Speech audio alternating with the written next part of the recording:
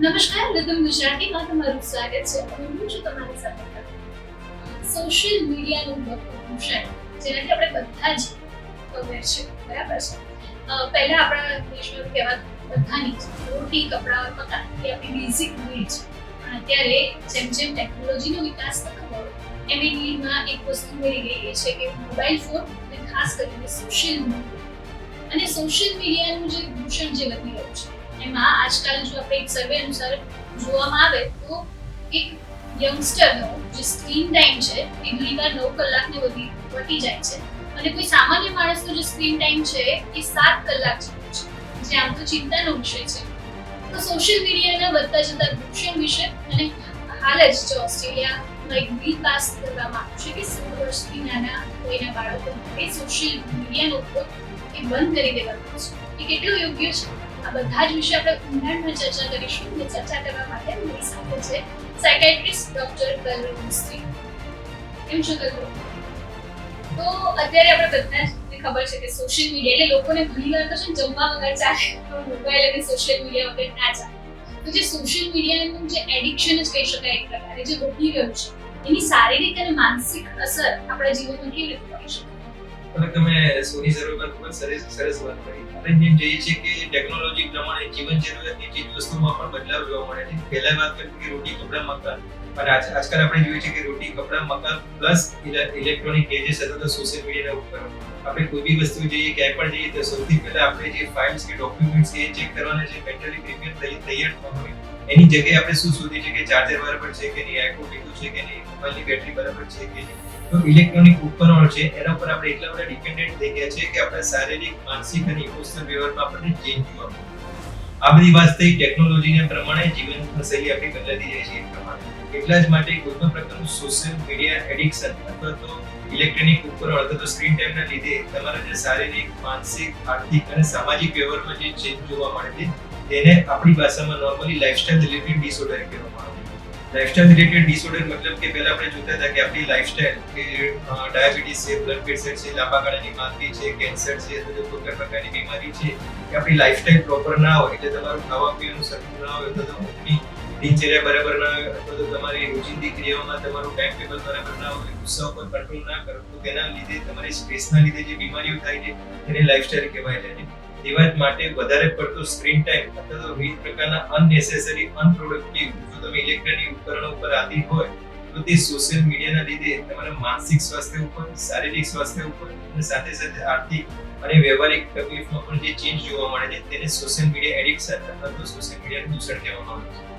જી બિલકુલ. એટલે પહેલા તો આપણે દૂષણની વાત કરીએ ને તો પહેલા હોય કે ઘણાને દારૂ વ્યસન હોય કે પછી ડ્રગ્સ વ્યસન, પણ હવે આપણે ડિજિટલ વ્યસન એવું કહી શકાય એને આપણે આદિ બની ગયા છે ને એને બધા જ સમૂહ તમે બધા જ એનું એક ભાગ છે કે બધા જ ને આ વસ્તુ થતી જશે.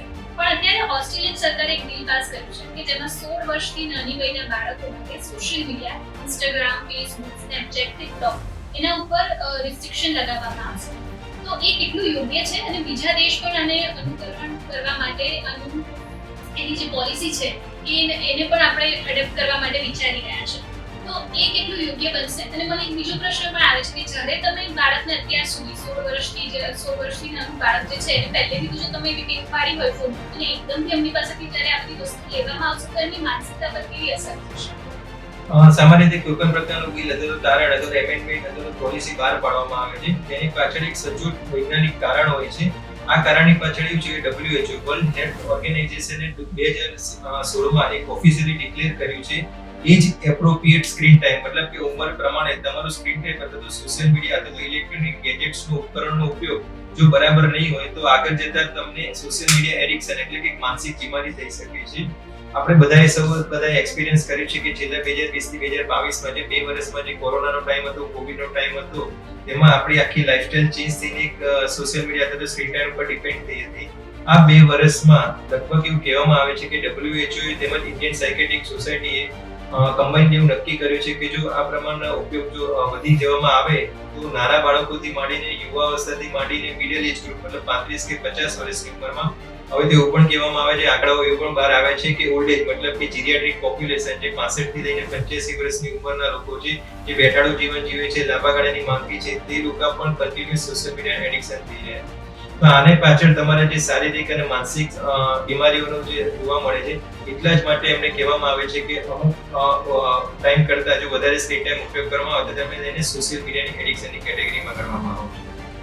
સામાન્ય રીતે ઇન્ડિયન સાયકેટ્રિક સોસાયટી તેમજ પીડિયાટ્રિક ચાઇલ્ડ સાયકેટ્રિક સોસાયટીએ કમ્બાઈન નક્કી કરેલું છે કે લગભગ 2 વર્ષ સુધીના બાળકની જો ઉંમર હોય તો તમારે સ્ક્રીન ટાઈમ 0 અવર્સ હોવું જોઈએ.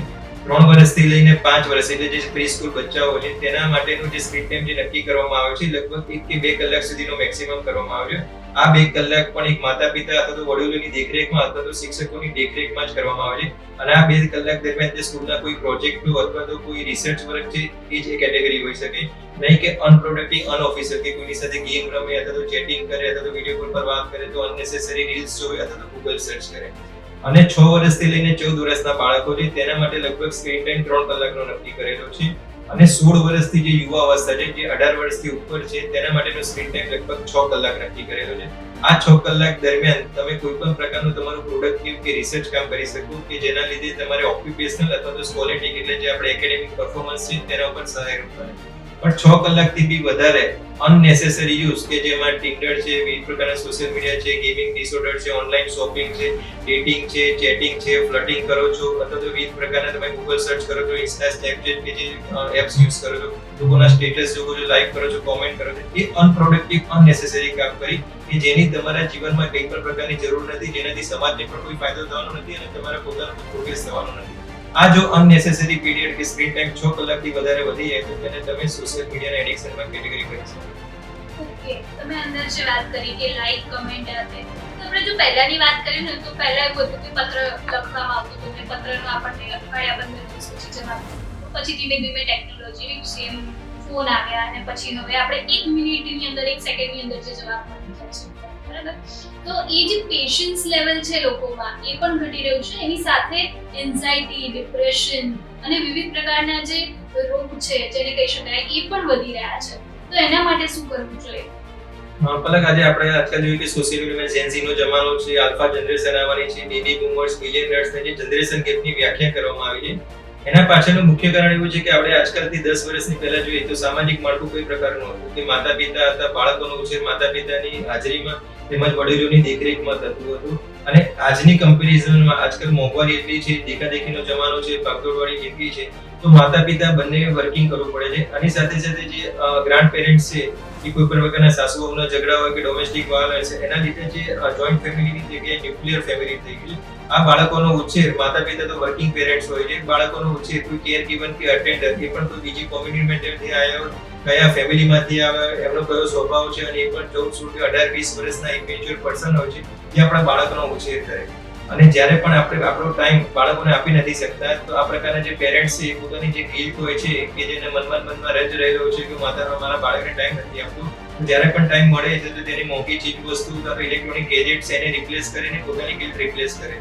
આજકાલ આપણે જોઈએ છે કે માતાને પોતાના માટે ટાઈમ નથી કે જે મી ટાઈમ કહેવાય છે, માતાને પોતાના માટે ટાઈમ નથી તો મારા હસબન્ડ માટે કે મારા ઘર માટે કે મારા બાળકો માટે શું કરવા ટાઈમ આપું.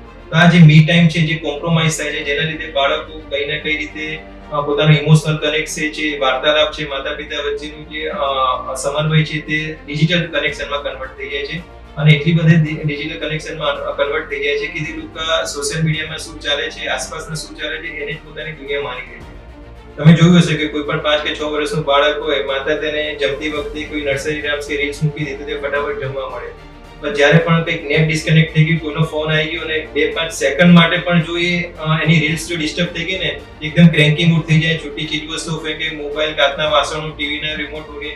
એટલી હદે પેરેન્ટ્સ તરફથી કમ્પ્લેન આવી છે કે વડીલોની સામે તોછડું વર્તન કરે, સફેદ જૂઠ બોલે અને અમુક પ્રમાણે તમે જો એની જીદ પૂરી કરવામાં ના આવે તો તે સુસાઇડની પણ ધમકી આપતા હોય છે.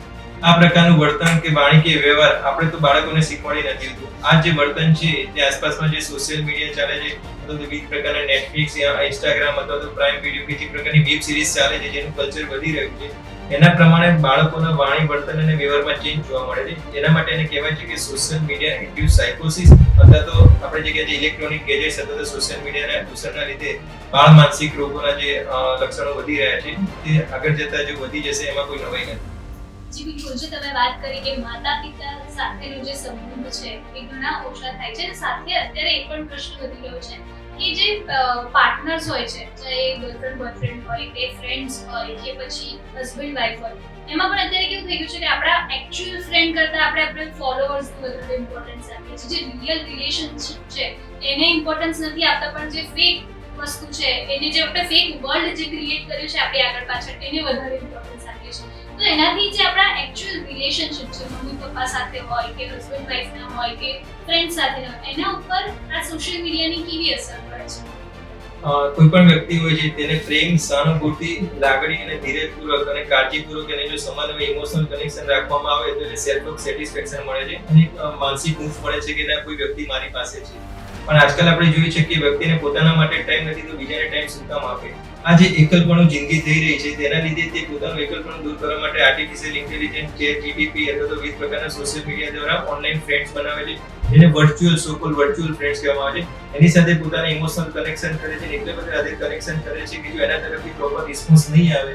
અમારી પાસે એવા ઘણા બધા પેરેન્ટ્સ છે, ટીચર છે, પ્રિન્સિપલ છે, કમ્પ્લેન કરે છે કે બાળકને જો પોતાને કોઈ પણ પ્રકારનું સ્ટેટસ કે સ્ટોરી મૂકી હોય એના ધાર્યા પ્રમાણે કોઈ ફ્રેન્ડ્સે રિસ્પોન્સ ના આપે, કોઈ લાઇક્સ કે કોમેન્ટ્સ ના વધી હોય અથવા ફોલોઅર્સ ના વધે અમુક જગ્યાએ, તો એટલો ક્રેન્કી મૂડ થઈ જાય કે પોતાની જાતને એવું આકે છે કે હું કોઈને ગમતો નથી, એ પોતાની જાતને એટલો સેલ્ફ ઇન્ફિરિયોરિટી કોમ્પ્લેક્સ ફીલ કરે છે કે ધીરે ધીરે છુપા ડિપ્રેશનમાં જાય છે. આ છુપું ડિપ્રેશન છુપાવવા માટે તે વિવિધ પ્રકારના વર્ચ્યુઅલ મીડિયામાં એક પોતાની ફેક પ્રોફાઇલ બનાવે છે અને એકદમ એને ફિલ્ટર કરીને વિવિધ પ્રકારના અપલોડ કરે છે અને એટલી હદે પણ જોવા મળે છે કે પેડ ફોલોઅર્સ વધારે અથવા તો પેડ લાઇક્સ વધારે અને પેડ કોમેન્ટ્સ વધારે. મતલબ કે આપણી પોતાની જે સેલ્ફ એસ્ટીમ છે એ બીજા લોકો આપણને કેવી રીતે આકે છે એના ઉપર ડિપેન્ડ થઈ રહી છે. એને કહેવાય છે ઇમોશનલ ડિપેન્ડન્સ. ઘણા બધા એવા 16, 18, 20 વર્ષના જે યુવા અવસ્થા આવે છે જે કહેતે કે સાહેબ મારા પ્રમાણે મને જો લાઇક્સ કે કોમેન્ટ્સ ના વધી હોય તો એમને ડિપ્રેશનનો શિકાર થતા હોય છે. એટલી હદે કે સેલ્ફ હાર્મિંગ થઈ હોય, મતલબ પોતાની જાતને નુકસાન પહોંચાવે, જેના લીધે એમને પેઇન ફીલ ના થાય. અને આની પાછળનું એક વૈજ્ઞાનિક કારણ એવું છે કે જ્યારે બી કોઈ પણ પ્રકારનો સોશિયલ મીડિયા કરો એટલે એમાં જે સ્ક્રીન ટાઈમ છે એના મગજના ચોક્કસ ભાગમાં તમે જે એમાં હેપી હોર્મોન્સ કહેવાય છે, જેને ડોપામિન, સેરોટોનિન અને નોરેડ્રેનાલિન કહેવાય છે. જ્યારે બી આપણી ગમતી પ્રવૃત્તિ નજરની સામે કે સ્ક્રીન ટાઈમમાં આવે છે તો મગજના ચોક્કસ ભાગમાં હેપી હોર્મોન્સ છે એનો સ્ત્રાવ થઈ જાય છે, જેના લીધે આપણે એકની એક વસ્તુ ક્રિયા કરવાની વારે ઘડી ઈચ્છા થાય છે. અને જો તમે સ્ક્રીન ટાઈમ હટાવી દો તો તમે ધીરે ધીરે તમને લો ફીલ થાય, કશું ગમે નહીં, કંટાળો આવે, ઉત્સાહ નહીં, ઉમંગ નહીં, ધગસ નહીં, રડવું, એકલપણું, જિંદગીથી કંટાળી ગયો છું, ક્યાંય દૂર જતો રહું, મરી જવું તો સારું, એ પ્રકારના ડિપ્રેશનના લક્ષણો જોવા મળે છે. આ ડિપ્રેશનના લક્ષણો લોનલીનેસ એ ફીલ ના થાય એના માટે કન્ટિન્યુઅસ જે યુવા અવસ્થા છે એ સોશિયલ મીડિયામાં એન્ગેજ રહે છે અથવા વિવિધ પ્રકારની એપ્સમાં એન્ગેજ રહે છે, જેથી તેમનું લોનલીનેસ દૂર થાય અને એમનો હેપીનેસ ઇન્ડેક્સ છે એ મેન્ટેન રહે. જી બિલકુલ, જે તમે વાત કરી કે ડોપામિન છે અને આજકાલ જે વર્ડ બહુ જ ચર્ચામાં છે FOMO, fear of missing out, અને એની સાથે સાથે આપણને એવું લાગે કે બધા આ સોશિયલ મીડિયા ઉપર તમે જે જુઓ જે વર્લ્ડ, એ લોકોએ પણ ફેક વર્લ્ડ ક્રિએટ કરી હોય કે આના આટલા ફોલોઅર્સ છે, મારા કેમ આટલા નથી. એની સાથે સાથે તમને ઘણીવાર કોઈ નેગેટિવ કમેન્ટ આવે, તમે કોઈ કંઈક બોલી દીધું હોય સોશિયલ મીડિયા પર તો ઘણા લોકો ડિપ્રેશનમાં જતા રહે છે અને ઘણા કેસીસ તો એવા પણ આવ્યા છે કે લોકો પોતાનો જીવ પણ એમાં આપી દેતા હોય છે. તો જે પણ વ્યક્તિ આ વસ્તુનો શિકાર થઈ રહ્યો છે તો એને કઈ વસ્તુ ધ્યાનમાં રાખવી જોઈએ એ ખાસ ઇમ્પોર્ટન્ટ છે. એક જ સવાલમાં બે ત્રણ ટોપિક ખૂબ સારા તમે રજૂ કર્યા છે. સૌથી પહેલી વસ્તુ આવે છે ફિયર ઓફ મિસિંગ આઉટ, જેને ફોમો કહેવામાં આવે છે, જે આજકાલ બહુ જોવા મળે છે. આપણે જોઈએ કે કોઈ પણ પ્રકારના આપણા ફ્રેન્ડ્સ, કલીગ્સ, રિલેટિવ કે મિત્રો નજીકના કોઈ સારા રિસોર્ટમાં જાય, કંઈ પણ વસ્તુ એન્જોય કરે તો તરત પોતાની જાતને સોશિયલ મીડિયામાં અપડેટ કરે છે. મતલબ એ પોતાની જાતને એવું કહેવા માંગે છે કે હું એકલો નથી, હું પણ લાઈફને એન્જોય કરી શકું. હવે આની સાથે જે એની પોસ્ટ કે જે સ્ટેટસ જોવે છે તેને ઇન્ફિરિયોરિટી કોમ્પ્લેક્સ ફીલ થાય છે કે આ તો કેટલું સરસ એન્જોય કરે છે, મોંઘી બ્રાન્ડેડ ચીજ વસ્તુઓ પહેરે છે. તો આના લીધે તે પોતે પણ એક ફેક પ્રોફાઇલ કે તે પ્રમાણે તે સોશિયલ મીડિયામાં તે હાઇલાઇટ કરવા માંગે છે, જેના લીધે ધીરે ધીરે તે કમ્પેરિઝનના લીધે, દેખાદેખીના લીધે, અધીરાઈનો અભાવ છે, જેના લીધે તે ચોખ્ખું ડિપ્રેશન અથવા તો જે એન્ઝાઇટીનો શિકાર થતો જાય છે, જેને પરફોર્મન્સ એન્ઝાઇટી કહેવાય છે અથવા તો સ્ટેટસ રિલેટેડ એન્ઝાઇટી કહેવામાં આવે છે. સાથે સાથે બીજી વસ્તુ બી આપણે જોવા મળી છે કે જોય ઓફ મિસિંગ આઉટ. આજકાલના યંગસ્ટર્સ, કોલેજ સ્ટુડન્ટ્સ અમારી પાસે કાઉન્સેલિંગ ઉપર એવું છે કે સાહેબ મને કોઈ પડી નથી, I love myself for attitude છે. ભલે લોકોને જે પ્રકારના એન્જોય કરવા કરે. જોમો મતલબ કે જોય ઓફ મિસિંગ આઉટ, કે ભલે મેં મિસ કર્યું કે કોલ્ડપ્લેની કોન્સર્ટ છે કે કોઈ સેલિબ્રિટી કોન્સર્ટ છે, ભલે મને ટિકિટ્સ ના મળી અથવા તો મેં બ્લેકમાં ના લીધી, પણ હું મારી પાસે બીજી ઘણી બધી એક્ટિવિટી છે જેમાં હું સોર્સ ઓફ હેપીનેસ કે એટ્રેક્શન મેળવી શકું છું, તો એને કહેવાય છે જોમો. એવા ઘણા બધા યંગસ્ટર્સ જે પોતાની જાતને ભલે સોશિયલ મીડિયાથી ડિપ્રેશનનો શિકાર તો બનેલા જ હોય, પણ જાતે ને જાતે કાઉન્સિલરની હેલ્પ લઈને અથવા તો કોઈ પણ પ્રકારના સાયකිયાટ્રિસ્ટની હેલ્પ લઈને પોતાની જાતને ઓળખીને તે આમાંથી બહાર આવવાનો પ્રયત્ન કરે છે, જેને બીજી ભાષામાં કહેવાય છે જોય ઓફ મિસિંગ આઉટ, કે મને કોઈ પ્રકારનો રંજ નથી, મને કોઈ પણ પ્રકારનું દુઃખ નથી, હું મારી લાઈફ જેવી પણ છે એમાં મને સેટિસ્ફેક્શન છે અને ખુશ છું. તો આપણે જેમ વાત કરીએ એમ પ્રમાણે કે social media induce anxiety, panic attack, depression એ તો ચાલવાનું જ છે. જમાનાને આપણે બદલી શકવાના નથી, ટેકનોલોજીને બદલી આપણે બદલી શકવાના નથી, પણ તમે કીધું એ પ્રમાણે કોઈ પણ પ્રકારનો ઉપયોગ અતિરેક કરવામાં આવે તો તે દૂષણ અથવા તો તે બીમારીનો શિકાર બને છે. મતલબ we have to accept and adjust the person and situation is there. સાથે સાથે આ માધ્યમ દ્વારા હું યંગસ્ટર્સને અથવા તો કોઈ પણ પ્રકારના જે મિત્રો છે ને ચોક્કસપણે કહીશ કે તમારી લાઈફમાં કોઈ એક પર્સન એવું રાખો કે જેને તેની સાથે તમે સુખ દુઃખની વાત કરી શકો. એ ભલે તમારો ભાઈ હોય, બહેન હોય, અથવા તો માતા પિતા હોય, અથવા તો કોઈ ઘરમાં હોય, વડીલ હોય, અથવા તો બોયફ્રેન્ડ ગર્લફ્રેન્ડ હોય કે હસબન્ડ વાઈફ હોય. Because sharing is always caring. પણ અમુક લોકોને મોસ્ટલી ડર હોય છે કે હું જો મારી વાત આની સામે વ્યક્ત કરીશ તો તે મારા વિશે શું વિચારશે અથવા તો તે મને ક્રિટિસાઇઝ કરશે. તો fear of being criticized by someone else, મતલબ હું જજ થઈશ તો એ ડરના લીધે લોકો પોતાની જે માનસિક સ્થિતિ છે બીજા જોડે મતલબ ઇમોશનલ કેરિંગ કરવામાં જે દુઃખ અનુભવે છે, જેના લીધે તે ધીરે ધીરે છુપા ડિપ્રેશનમાં જાય છે અને આ ડિપ્રેશન છુપાવવા માટે તે વિવિધ પ્રકારના વ્યસન તરફ જાય છે, જેમાં તેમને આંશિક આહલાદક અનુભવ થાય છે, જેમાં જે ચરસ, ગાંજો, દારૂ, કોફી, માદક નશીલા પદાર્થનું સેવન અથવા તો સોશિયલ મીડિયાનું એડિક્શન. જો તમે ડિપ્રેશનમાં હોય તો તે દૂર કરવા માટે એડિક્શનની જગ્યાએ અમુક જે લાઇફસ્ટાઇલ રિલેટેડ જે ચેન્જીસ છે જો ચેન્જ કરવામાં આવે તો તમારી માનસિક સ્વાસ્થ્ય સ્વસ્થ રહે. આના મુખ્ય પગલામાં સૌથી પહેલી એક વસ્તુ છે કે 6 કે 8 કલાકની ગહેરી સપનાવણી મગજના વિકાસ માટે ખૂબ જ જરૂરી છે. પણ આજકાલ આપણે જોઈએ છીએ કે સોશિયલ મીડિયાના યુગના લીધે કે કોઈ પ્રકારની યોગના લીધે કે કોઈ જોડે ગેમિંગ ચાલે છે, ચેટિંગ ચાલે છે અથવા તો વાપી ચાલે છે, તેના લીધે આપણે 6 કે 8 કલાકની રાત્રે ઊંઘ પૂરી થતી નથી અને વહેલી સવારે ઉઠે એટલે આંખો તો બંધ તો મગજ ચાલુ રહે છે, જેને મેડિકલ ભાષામાં અનરેસ્ટ માઇન્ડ કહેવામાં આવે છે. એટલે તમારામાં જે ઉત્સાહ, એનર્જી હોય છે તેનો અભાવ જોવા મળે છે, તમારું કોન્સન્ટ્રેશન અને ડિસિઝન મેકિંગ પાવરમાં તકલીફ પડે છે. તો 6 થી 8 કલાકની ગહેરી સપનાવણી મગજના વિકાસ માટે ખૂબ જ જરૂરી. બીજી વસ્તુ છે કે બેલેન્સ ડાયટ. આજકાલ આપણે જોઈએ છે કે યંગસ્ટર્સ ઓનલાઈન કોઈ પણ પ્રકારના અથવા તો પોતાના કોર્પોરેટ કલ્ચરમાં કામ કરે છે તો સાત્વિક ફૂડ મળતું નથી હોતું, તો એ લોકોની જે ફૂડ હેબિટ છે કે જે લંચ અને ડિનરનો ટાઈમ છે તે કોમ્પ્રોમાઇઝ થઈ જતો હોય છે અને જોડે જોડે વિવિધ પ્રકારના જે ઓનલાઈન ફૂડ્સ મંગાવે છે અથવા તો જે સ્ટ્રીટ ફૂડ મંગાવે છે જેમાં કેમિકલ્સ હોય છે, જેમાં ગ્રીન લીફી વેજીટેબલ્સ કે જેમાં સેરોટોનિન, ડોપામિન અને નોરએડ્રેનાલિન જે આપણા ફૂડ હોર્મોન્સ કરવાના હોય છે તેના પૌષ્ટિક તત્વો છે તેનો અભાવ જોવા મળે છે. તેના લીધે તે કન્ટિન્યુઅસલી ઇરિટેબલ જોઈએ છે, નાની નાની વાતમાં ગુસ્સો કરે, ચીડચીડાપણું કરે અને મૂડ સ્વિંગ્સ આવે છે.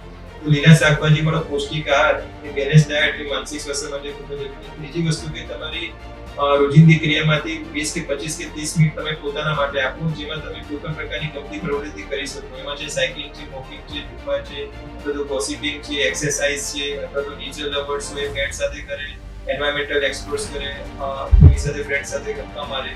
મતલબ કે 25 મિનિટ તમે પોતાની માટે આપો કે જેના લીધે આખા દિવસનું ફ્રસ્ટ્રેશન છે તે પોઝિટિવલી ચેનલાઇઝ થાય અને તમારા શરીર અને મગજ ઉપર અસર થાય. બીજી વસ્તુ છે કોમ્યુનિકેશન. ગવર્મેન્ટે ઓફિશિયલી ડિક્લેર કર્યું છે કે લેટ્સ ટોક થેરાપી, મતલબ કે જ્યારે બી તમે તણાવમાં હો, સ્ટ્રેસમાં હોય કે ખુશમાં હોય તમે પોતાની જાતને એક્સપ્રેસ કરો. જો એક્સપ્રેસ કરશો તે માનસિક જે મનોબળ છે એ તમારું ઓછું થશે અને તમે વિવિધ પ્રકારના મૂડ સ્વિંગ્સથી ઓછું થશે. જો અમુક બેઝિક આટલા 4 સ્ટેપ ફોલો કરવામાં આવે તો હું નથી માનતો કે કોઈ પણ પ્રકારનો વ્યક્તિ છે તે માનસિક બીમારીથી પીડિત થાય. અને બીજી વસ્તુ છે, જો તમે ભલે હતાશા, નિરાશા, ડિપ્રેશન કે કોઈ પણ પ્રકારના એડિક્શનનો શિકાર હોય તો નજીકના કોઈ સાયકોલોજિસ્ટ, મનોચિકિત્સક અથવા તો કોઈ ફ્રેન્ડ્સ, કલીગ્સ કે વડીલોની હેલ્પ લો, એ તમારે હેલ્પ કરી શકશે. અને અમુક વસ્તુ ગવર્મેન્ટ એવી પણ હાઇલાઇટ કરેલી છે કે જો પણ તમે વાર્તાલાપ કરશો એ કોન્ફિડેન્શિયલ હોય છે. અમુક જે હેલ્પલાઇન નંબર બી હોય છે જે કોન્ફિડેન્શિયલ હોય છે કે તમારી મરજી સિવાય તમારા વચ્ચેની કોઈ પણ જે વાર્તાલાપ થયેલો હોય છે અને થર્ડ પર્સન ભલે તમારા માતા પિતા પણ હોય એને પણ શેર કરી શકે. તો all the confidential should be maintain. You have to open up with ourself, our near and dear colleagues. જો આ પ્રકારનું જો હાવભાવ રાખવામાં આવશે તો તમે માનસિક બીમાર થતા અટકી શકશો. બહુ જ સરસ વાત કરી છે અને ખૂબ બધા જ ટોપિક એમને આપી લીધા છે કે મેન્ટલ હેલ્થને ખોરાક સાથે કેવો સંબંધ છે, આપણે કઈ રીતે એમાંથી બહાર આવી શકીએ છીએ. અત્યારે બીજી એક વસ્તુ છે કે મને કોઈ વસ્તુની હોબી હોય એટલે મારી પાસે આપણે હંમેશા એક જ આન્સર મળે એના માટે ટાઈમ નથી, પણ આપણે એક જ કલાકમાં ઘણી બધી રીલ્સ સ્વાઇપ કરી દેતા હોય છે. એના માટે આપણા પાસે ઘણો બધો ટાઈમ હોય છે ને આપણને એક પણ નથી ખબર હોતી કે એના પાછળ આપણે કેટલો બધો ટાઈમ આપી દીધો, જે આપણા માટે સૌથી કિંમતી વસ્તુ છે, જે આપણો સમય, એ આપણે કેવી રીતે પસાર કરીએ છીએ ને એ પણ આજકાલ આપણને નથી ખબર. તો અત્યારે જે આ બધી જે આપણું સ્ક્રીન ટાઈમ ઓછી કરવા માટે કે આપણે જે તમે જે કીધું કે હોબીને ડેવલપ કરવા માટે, હવે તો એના માટે અલગ અલગ કઈ વસ્તુઓ કરી શકીએ આપણે કે જેનાથી આપણો સ્ક્રીન ટાઈમ ઓછો થાય અને આપણે બીજી રીતે પ્રોડક્ટિવ બનીએ. આ પ્રકારની એક્ટિવિટી છે જેમાં સોશિયલ મીડિયા અથવા તો જે કોમ્પ્યુટર એન્જિનિયર અથવા તો આઈટી વાળા એ લોકોને આખો પ્રકારનું અલ્ગોરિધમ બનાવ્યું છે કે તમારું માઇન્ડ અથવા તો મગજ કન્ટિન્યુઅસ કેટલા ટાઈમ સુધી સ્ક્રીન ટાઈમ સુધી એન્ગેજ રહે. આ અલ્ગોરિધમને ફિલ્ટર બબલ કહેવામાં આવે છે.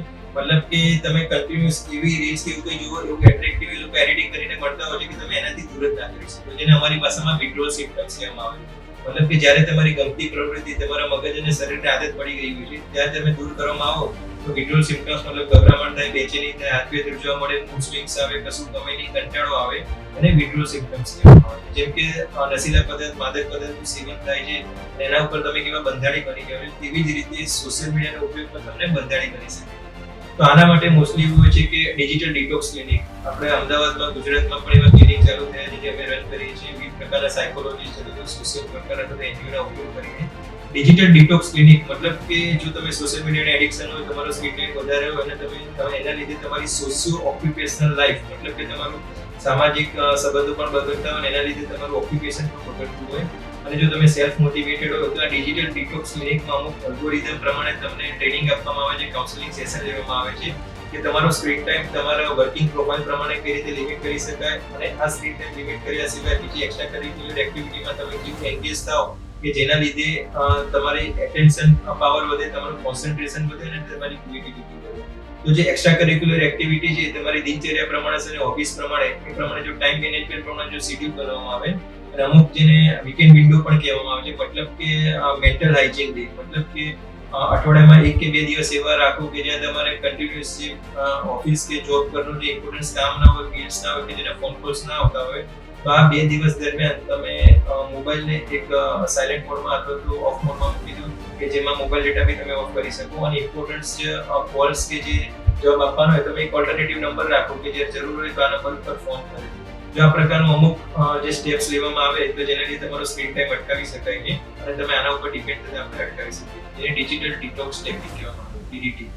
એટલે મને એવું લાગે કે આ છે ને તો અનલિમિટેડ આપણે ખાઈ જેવું છે કે લોકો બીજસ કરે પણ આપણે કેટલું ખાવું છે એ આપણા ઉપર છે કે કઈ વસ્તુ આપણને નથી ભાવતી તો એને અવોઇડ કરવું, કાં તો કઈ વસ્તુની આપણને એલર્જી હોય તો એ ના ખાવું. આ સેમ એ કહેવાય ને કે જે આપણે કન્ઝ્યુમ કરીએ છીએ ને જે પણ વસ્તુની માનસિક ખોરાક એક પ્રકારનું છે, એટલે એમાં આપણે કઈ વસ્તુ લેવી, કઈ વસ્તુ ના લેવી અને એનો કેવી રીતે ઉપયોગ કરવો એ બહુ ઇમ્પોર્ટન્ટ બની જાય છે. તો ડૉક્ટર કલરવ, તમે બહુ જ સરસ માહિતી આપી અને મારા યંગસ્ટરના માટે પર્સનલી બધી ઉપયોગ થશે. જે સોશિયલ મીડિયાની જે પોષણ વધી રહ્યું છે એમાં કંઈક ને કંઈક આપણે એક સારો ફાળો આપીશું અને ઉપયોગી બની રહીશું. તો રીતમ ગુજરાતી આવીને આવી વસ્તુની ચર્ચા કરતા રહીશું.